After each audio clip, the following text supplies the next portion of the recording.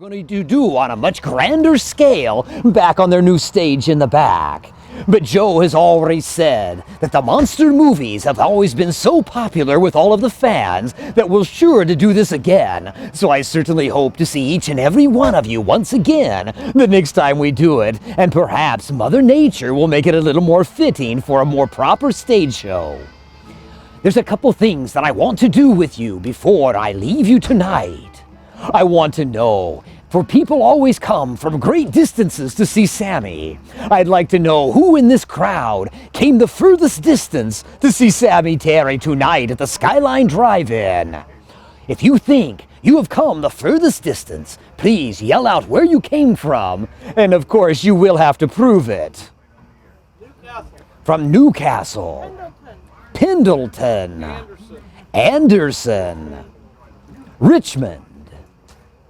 Anybody further? Let's see, from those, it's probably either the Anderson or the Richmond, and I'm not quite sure which would be the further distance.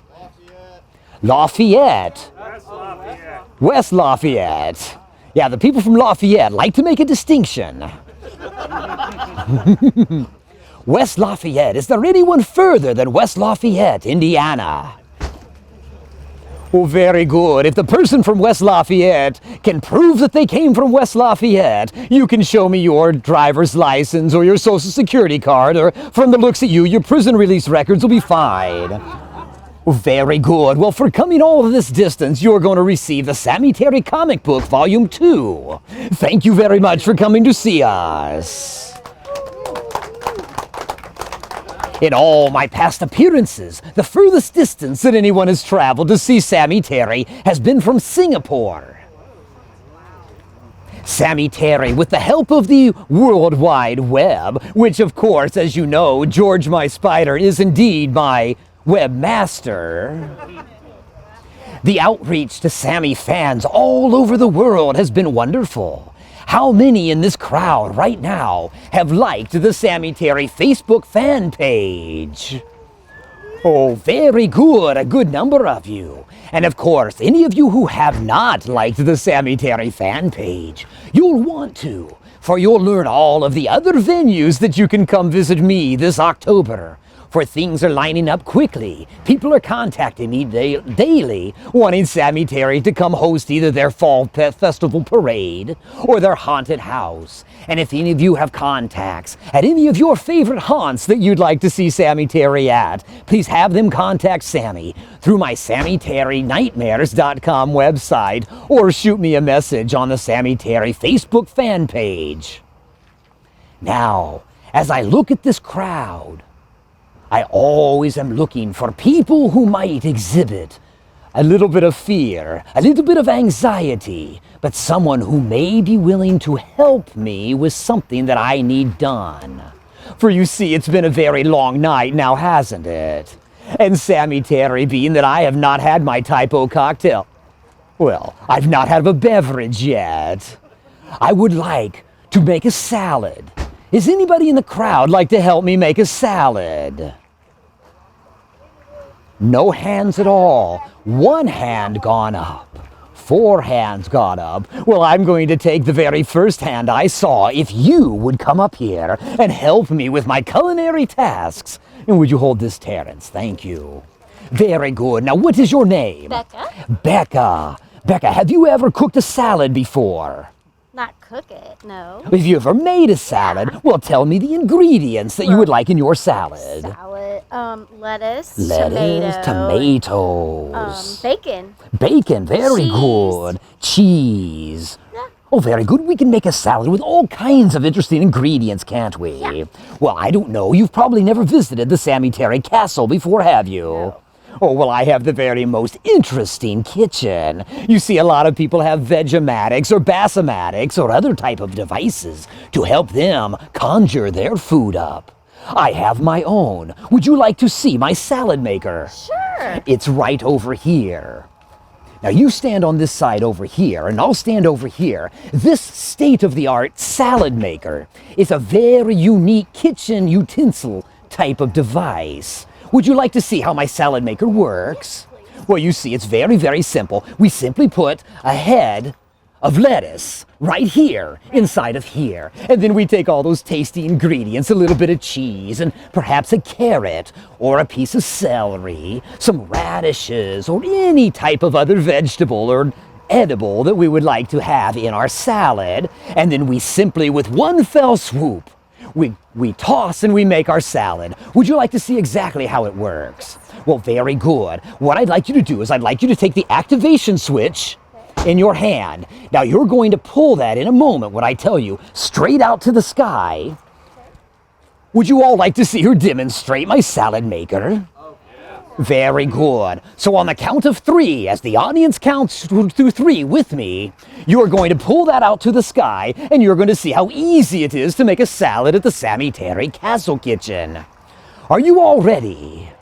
Count with me. 1, 2, 3. Oh my, she is a strong one, isn't it? Oh my goodness. Look at what we've done here. If we've gotten we've jammed that pretty good, haven't we? Yeah, kind of jammed it. That has jammed. It's weird. Don't touch the bottom of it.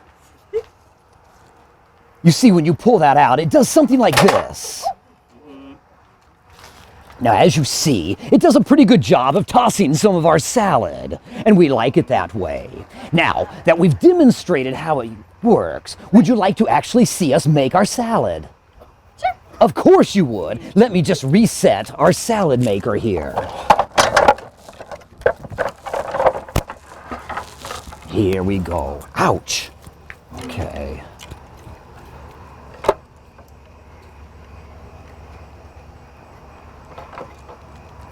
Very good. Now, Becca. Yes. It's late at night. In fact, it's almost midnight, if not beyond already. Are you a little tired? Yes. You are. Wouldn't you like to lay down? Sure. I would love you to lay down. In fact, if you would, let's make sure that's right there. Very good. Just go ahead and lay down on your back right here. In fact, I want to go ahead and move this out of the way for you. And you're going to scoot back just a little bit more. Oh, look at that. Now you're getting to see exactly how this works. Now I want you to move back just a little bit more. Very good. Now look at all the funny looking people out there. Now be careful not to move too much, because we certainly don't want the malfunction to take place that happened earlier. I'm just going to come around on this side. Now you see, something that you'll learn at the Sammy Terry Castle. Things aren't always as they seem. You see, this really isn't a salad maker at all, is it, Becca? No. Not at all. You see, I wasn't kidding when I was looking for my nighttime beverage. Right. And Becca, I know that you're a Sammy fan because of your shirt that you have on. So tell me, what is Sammy Terry's favorite beverage? Blood cocktail. That is correct, particularly type O cocktail. And tell me, Becca, is your blood type O? Oh, positive. Oh, positive is just delightful. Well, Becca, are you ready to help me make my type O cocktail for this evening? Not really. Well, I'm sure that you are now. Are you ready for her to be my type O cocktail? Very good. Well, count with me. 1, 2, wait. Becca, this might be the last opportunity you have to invite any of your friends to say a kind word to you. Did you bring any friend here tonight? My husband's somewhere. Wait a minute. First of all, you have a friend. Yeah. And 2, you have a husband. Yeah. Well, very good. What is your husband's name? Larry. Larry, are you here?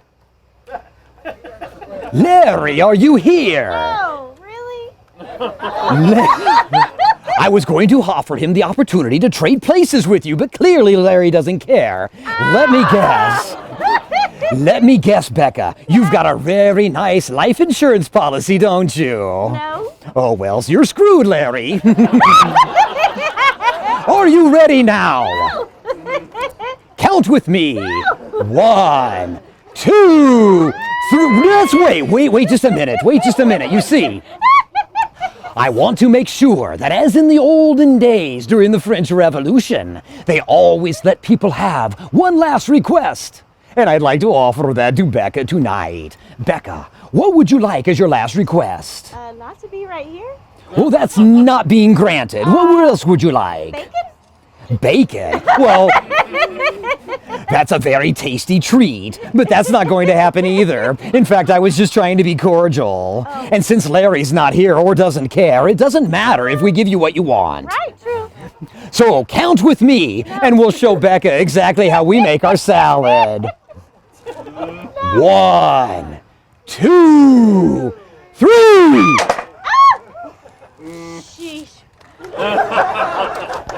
Becca, Yeah. put your head on the ground. Becca, what happened? What went wrong? I'm glad. Well, I know that it malfunctioned somewhat there with the ice cream cone, but it certainly should have worked on your neck. Sorry. Oh, Becca, do you know what this means? I'm free.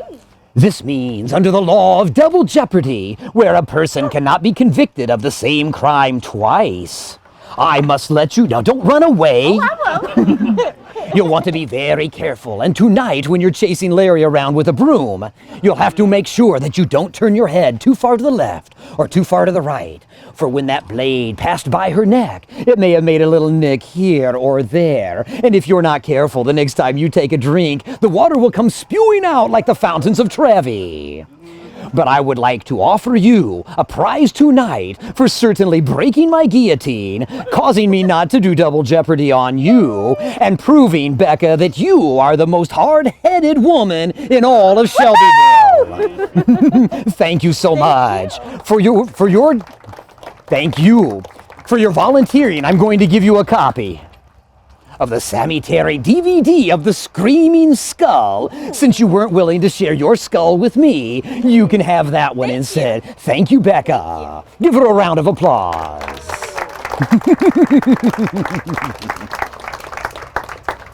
Sammy Terry has always been known for horrible stories, and not only the monster movies that you're seeing on the screen, but true life stories that have happened. In fact, there's a man that lives not too far away from here. He has a very interesting past and a very interesting future for everything he has attained. Would you like to hear the story of this man? Very well. You see, this man every year attends the Indianapolis 500 race. He has a special box that he stays in. And you will have the opportunity to meet him if you've ever go. The reason he has that special box is for years ago, a long-lost uncle of his that lived over in Italy died. And there was no one to accept the family fortune. And it wasn't just a normal family fortune of a few $1,000s. It was a mega fortune. Years and years, hundreds of years of development. Land, castles, people, lands, companies, everything that this man had invested had all been dwindled down to a cash outlay for this man alone. Except the way that the will read. And according to the customs of those lands, he must stay in the family mansion one night in order to claim all of the riches. Now, if that was you, would you have stayed that one night in his castle? Of course, for certainly what can happen in one night that could possibly change the course of a life? Well, he experienced it. For you see, he arrived about 8 o'clock in the evening, meeting the lawyer that was in charge of the estate. They went over the financials and they went over the paperwork, and as his mouth drooled, seeing the dollar signs in front of him that he was about to get in a little over 12 hours, he wasn't hardly listening at all when the lawyer explained to him the reason that he was the only heir left. You see, the estate they tried to give away to several people before, but they didn't survive the curse of the castle.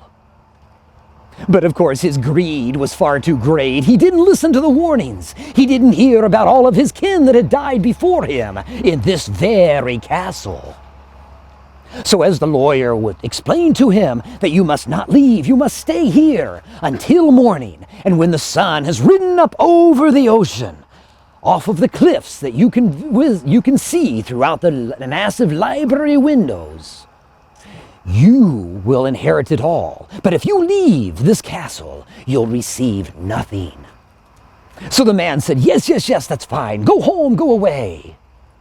So the lawyer left, and behind him as he closed the huge oak doors, he could hear the latch of the old iron handle go click, and he knew that he was alone in the castle. Oh, what a joy it was for him to consider that this entire mammoth estate was all his. No one else could touch it. He was a man of great wealth now, and he felt he would live that way. So he went to the massive cabin. He went down to the wine cellar. He got himself a very rare, ancient bottle of wine, poured it into a giant gold goblet, sat down in the library with a massive fire in the huge fireplace, and looked out over the sea through the massive floor-to-ceiling windows that were now his. And he felt pretty smug. He felt that he had all the power in the universe until the clock struck 9. Count the chimes of the clock with me. 1, 2, 3, 4, 5, 6, 7, 8, 9. And there was a knock at the door. He thought, surely it's the lawyer. He's come back. He needed to find something, or he wanted to try to wiggle his way in to get a bigger cut of the fortune. So he didn't answer the door. There was another knock at the door. He didn't answer this one either. But instead, he walked over closer to it, and he said, "Who's there?" And there was nothing. No response at all. He slowly creaks open the door just a little bit to look out, and he saw nothing. So he quickly closed it. He latched it again. He went back to his chair and he sat back down, thinking that perhaps in a large estate like this, it could have been rats on the floor. It could have been anything that simply fell over in the hallway, and he rationalized that it would go away until the clock struck 10. Count the chimes. 1, 2, 3, 4, 5, 6, 7, 8, 9, 10. And there was a knock at the door. Well, this was more than a coincidence. He knew that certainly someone was out there. Something was afoot, but it might just be some neighbor kids that are terrorizing him and playing with him. He considered the curse of the castle, that perhaps his forefathers, those who perished before him, perhaps they answered the door. Well, he was not going to be so foolish. All he had to hold out was another 10 hours, and he would be the richest man around. So he sat right there. And again, there was another knock at the door. But he chose to do nothing. Instead, he threw 2 more logs on the fire now burning at a raging source of heat. He turned his chair all the way around facing that door, but this time did not go to open it until the clock struck 11. Count with me. 1, 2, 3, 4, 5, 6, 7, 8, 9, 10, 11. And guess what? There was a knock at the door. Well, this time he knew that perhaps their patience was running thin. Why weren't they coming in? Why were they not speaking to him? He walked over to the door. He eagerly said, "Who's there?" But no reply whatsoever. He opened the door slightly, opened it a little bit further, thought to step out, but did not. For he went ahead and closed it, turned the latch, and this time he moved the bureau over, thinking that their impatience must be wearing thin. Something is going to happen. This must have been what happened to all of his kin. What would happen to him if he opened the door too far? So he moved the dresser over in front of the door, poured himself another glass of wine, and sat back down until the clock struck midnight. Count with me. 1, 2, 3, 4, 5, 6, 7, 8, 9, 10, 11, 12. And there was a knock at the door. But there was another knock at the door. Very good. Nicely done. You're learning. And a third knock at the door. Very good.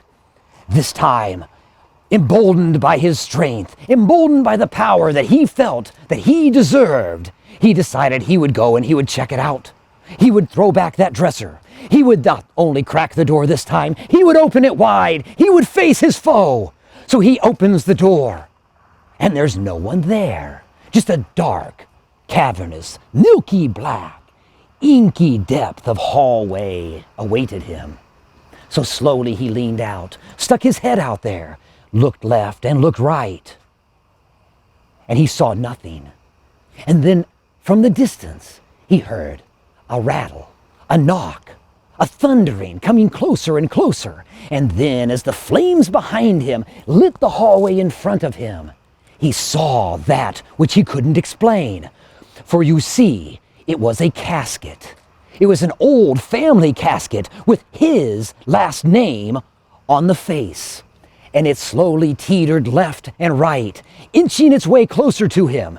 He took 2 steps back into the room, and slowly the casket kept coming closer and closer and closer. And as it crossed over the threshold into the library, slowly the door of the casket started to open up. And he saw the red velvet inside, not knowing if there was a skeleton in there. Perhaps it was a mummy. Perhaps it was somebody to fetch his life from him. But it was empty. For as that casket opened fully and teetered back and forth, it picked up speed. It came closer and closer. His back was now against the windows. He had no place to go. He didn't know what he would do. And then he had a thought. He reached into his pocket. He took out a small tin. In that tin, he popped it open, and he found a little pill. And just as that casket started to lean forward to engulf him and swallow him up, he pops the pill into his mouth. Instantly, the casket starts to shake. It starts to violently thrash about. It spins around and it bursts into flames. Slowly, it rolls down into nothing more than dust in front of him, as his back is still plastered with sweat dripping down the window behind him. He slowly looks at the pile of dust on the floor in front of him, and he knew that he had conquered the curse of the castle. You may applaud now. Well, that was actually kind of a stupid place to applaud because I didn't explain anything yet. I just wanted to hear you applaud. You can go to the Indianapolis 500, find that man in his suite, ask him exactly how it was that he got all of his riches, how he, when that sun came up, received the inheritance that anyone would want. And he will take out that same small tin out of his pocket. He will turn it around, and you can read for yourself. Hall's cough drops stop any coffin. Sammy Terry has always been known for telling horrible stories. Was that a horrible story? Very good. Now you may applaud. I want to thank you all for coming out to the Skyline Drive-In. Joe and Matt and his entire crew have worked very hard to provide a unique Hoosier and Americana symbol that has gone away from most communities, but you're fortunate to have them and their dedication to drive-ins here. Thank you for supporting the Skyline Drive-In. Please come back often. Bring your families and friends and support your local businesses.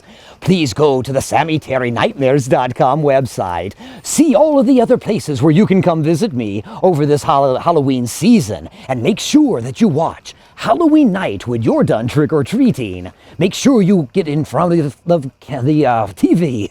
Watch me on WTTV Channel 4, 10 o'clock. I'll be hosting the Amityville Horror. Channel 4, again, starting in January, will be a CBS affiliate, so we'll have all kinds of new programming. So feel free to contact WTTV Channel 4. Encourage them to do local programming, particularly with Sammy Terry, and you and I will share many more horrible times together. And until I meet each and every one of you again here at the Skyline or one of my other shows, I wish you all many pleasant nightmares.